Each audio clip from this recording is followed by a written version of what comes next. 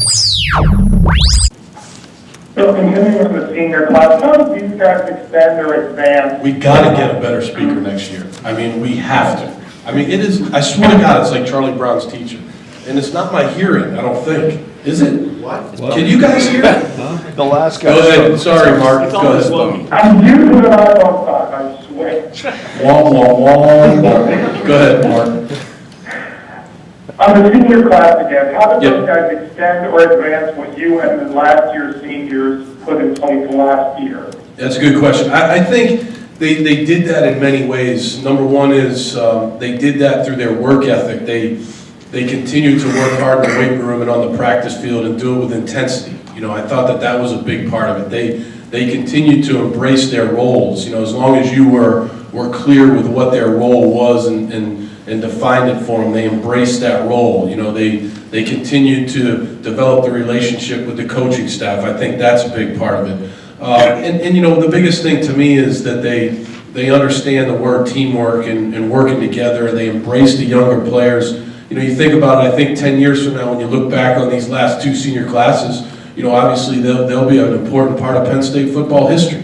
You know, they'll be a part of it that, you know, that however you guys define the history of Penn State football with these last 2 years, I would say that these two senior classes will be a big part of it. Mark Brennan of Fight on State here for our weekly Bill O'Brien press conference wrap, joined as usual by Greg Pickel, and we brought a special prop today. We led you in with some nice comments from Bill O'Brien about the senior class and some not so nice comments about this speaker. I have a feeling, Greg, that this speaker, which he talks in, or he listens to every week, is going to be gone by next year because he doesn't seem real happy with the speaker. No. I'll give you guys an idea how this works. It's pretty simple. That speaker there is connected to there's another one over here, another one in the back. Basically, it's so he can hear our questions when we ask him, and he can also hear the phone line questions when they're asked. So that thing has been something he's complained about since last year.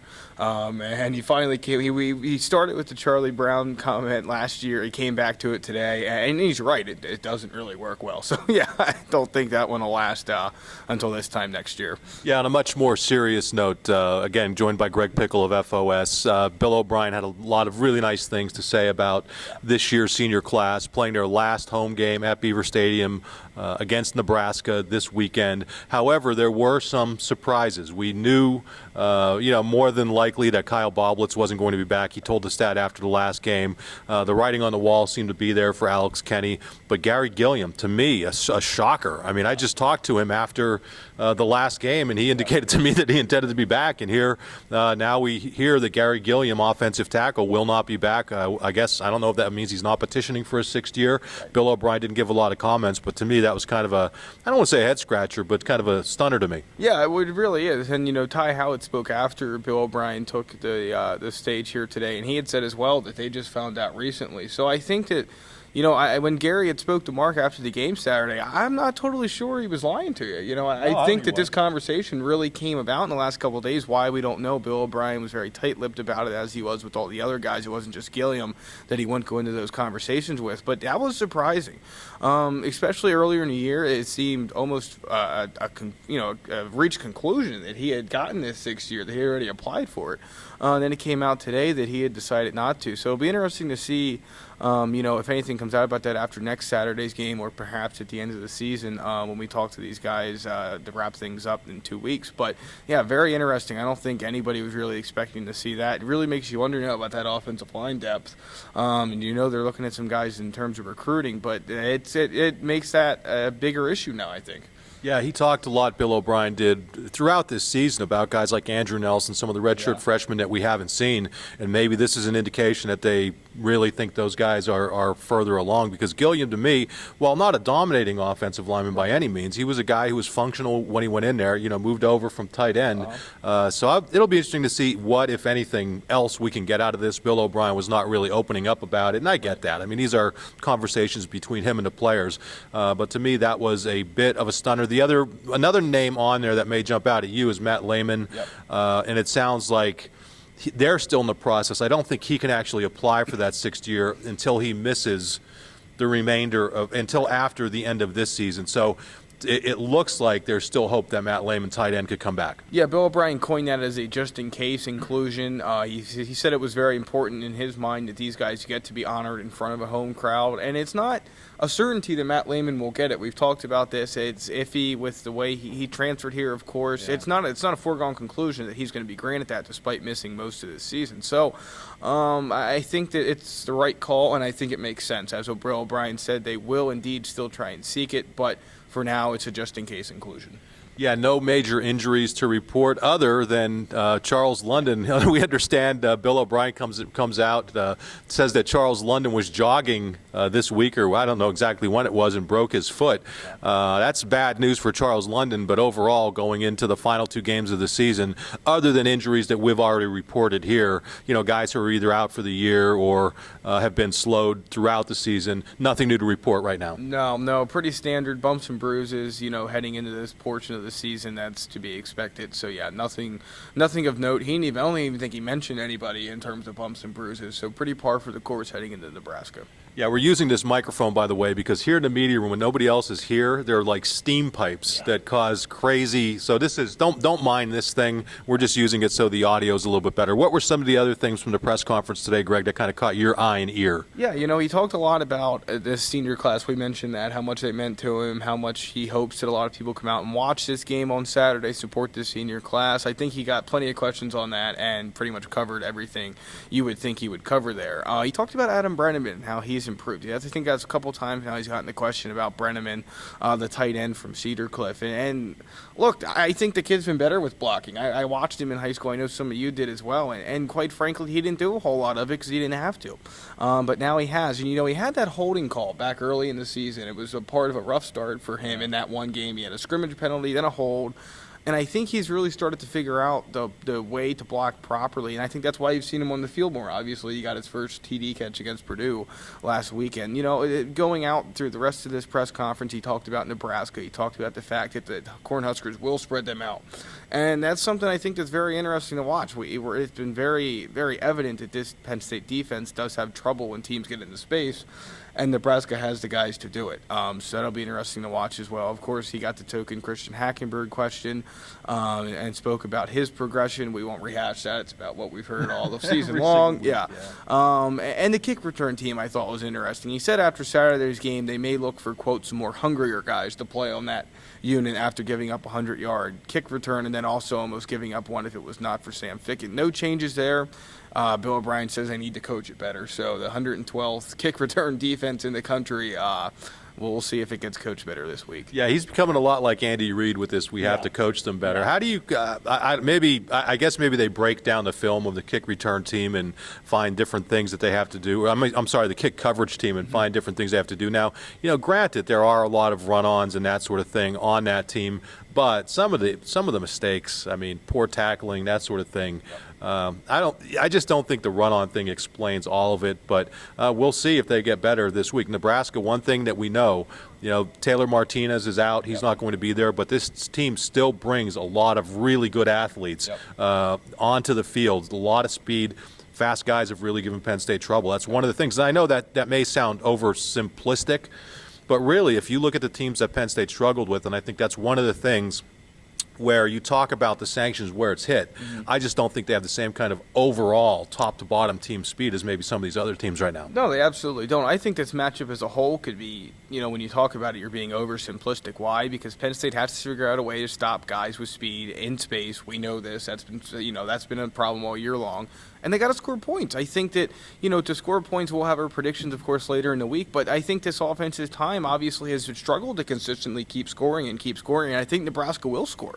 So I think when you talk about this game, that's really the two keys. It's A, get off the field and contain their speed. And then B, make sure you put some drives together. Because this Nebraska team, while without Taylor Martinez, I can't think of the backup's name offhand, but he might be better than Martinez. He's not bad by any means. Yeah, I don't think he's quite the passer. No. Martinez is really giving these guys some fits with pass, and he's actually passed the ball better against Penn State, I think, than just about anybody else. Right. So I think that actually works in Penn State's favor.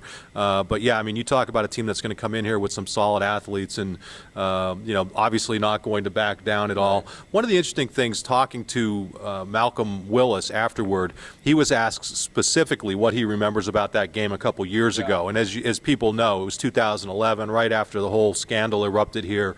And Nebraska people, just complete class acts. I mean, the team, the fans, everybody, and just the great scene before the game where the two teams kind of came together. And Malcolm Willis said, that was great, but the thing that he's remembering right now is the fact that they've lost 2 games to Nebraska. They haven't beaten Nebraska since Nebraska's joined the Big Ten, and I think that's actually good. That was a great scene way back then, a couple years ago.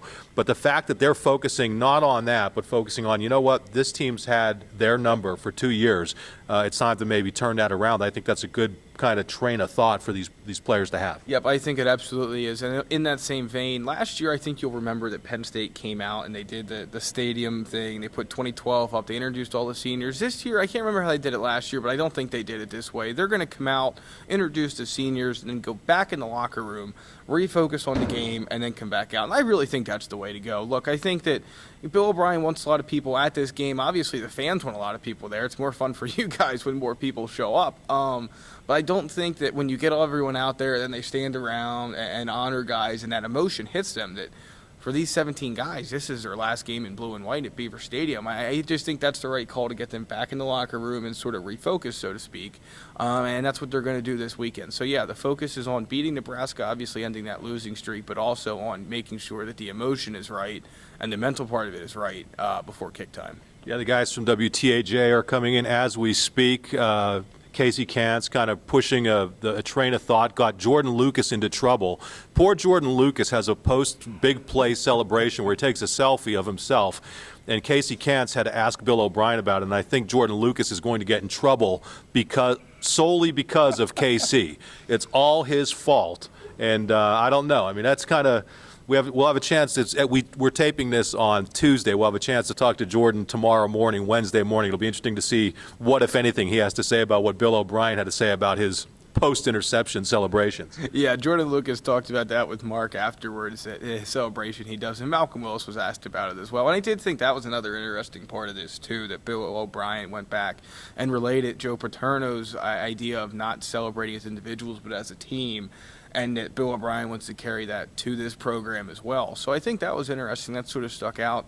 It's not every week, obviously. He mentions Paterno, and he looks in the past, and he did this week when it comes to the celebratory nature of things. But, yeah, pretty lighthearted moment from this press conference. It was pretty lighthearted overall. I mean, there was some seriousness with the seniors and whatnot and looking forward. But, there was some lightheartedness as well, for sure. Yeah, I mean, you're going into senior day. I don't think people are going to be kind of, grilling him about – I don't know what there is to grill anybody about at this point of the season. I think everybody realized where Penn State is.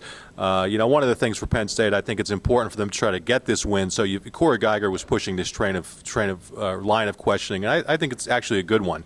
To me, there's a big difference between finishing 500. That Wisconsin game is going to be tough. I mean, I'm going to go out on a limb right now and say, not on a limb, that's a very short limb, and saying that's going to be a difficult game. Yeah. So to be able to win this and guarantee yourself a winning season, I've said since the sanctions hit, if they could stay at 500 or even a little bit above, it's going to be big for them. So I think that's important. Senior day is important. I'm anxious to see what sort of crowd shows up for this. We're not quite sure what the weather's going to be like. Was a decent crowd, all things considered, last week, but you don't have the sort of rallying around kind of players like you had last year in the Maudis and Zordiches and even McGloin. People may say what they will about Matt McGloin, but he definitely was a team leader here. So I'm anxious to see what's your take. I mean, you're still a student. What's your take for what the student turnout and overall turnout may be? Two things on that. I mean, I think they're very fortunate that this is Nebraska and not Purdue, and that weren't flipped around because that would be ugly. But I think they're also fortunate that this game comes before the break starts as opposed to that Saturday afterwards when they'll be in Wisconsin. It's easier to get home if you stay a day, and I know because I'll be doing it. It'd be easier to stay a day and then leave as opposed to come back a day early. It really is.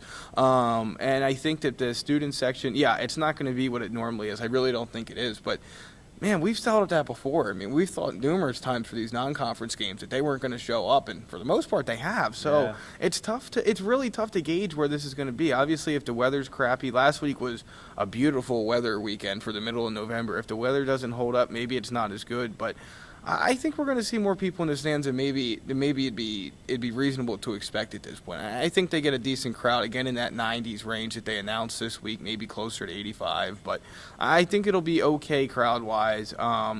And it's been loud this year. I mean, even when the numbers haven't looked good, I mean, when the game's been in a position of flux, it's been pretty loud. So I think they'll be okay crowd wise this week, and I really do. Yeah, also good news for Penn State. 3:30 kick allows the students to kind of shake the cobwebs out from the night before. With that in mind, hey, it's going to be the last FOS tailgate of the year. We're going to be in Damon's at the bar area from 6 till the 3:30 kick. We're supposed to end at 9, but we've been known to stay quite, not a little bit longer. So if you're in town, want to stop by, I'll be there. Will you be there this week? Yeah, Greg will be there. The Goon will be there.